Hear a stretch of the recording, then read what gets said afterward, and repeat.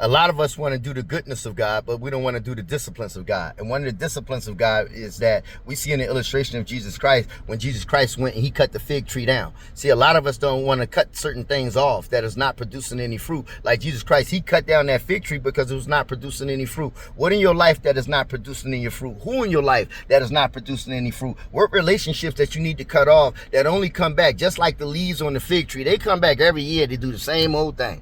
They just fall off. They show a little shade for a little bit. You know, people, they throw a little shade for a little bit and then they fall off, right? And then what Jesus shows in that illustration is that we must be willing to cut off the things that are not producing any fruit in our life. What relationships that you have that you need to cut off? See, it's really hard for me to even cut off the relationships because cutting really hurts. But in order to see the newness, you have to be willing to cut away the old so you can see the new, so you can be transformed by the renewing of your mind. And we have to be willing to cut off the old relationships that's talking about the same old war stories, that's telling us what we can't do, instead of just telling us that, no, we were created to do the impossible. But in order to do the impossible, you have to do the disciplines of God. And a lot of times the disciplines of God means cutting off a lot of certain things. And we also have to be willing to prune. We have to be willing to cut and prune away the old fruit, because a lot of times fruit comes into disguise and it's dressed all up, but it's rotten on the inside and it's only hanging on for itself. And it's not hanging on for the goodness of you. It's not hanging on to produce something in your life. It's not hanging on for the love of the tree. It's only hanging on for them, but eventually they fall off too. Whatever you do today, family, make sure you cut off the old so you can see the new.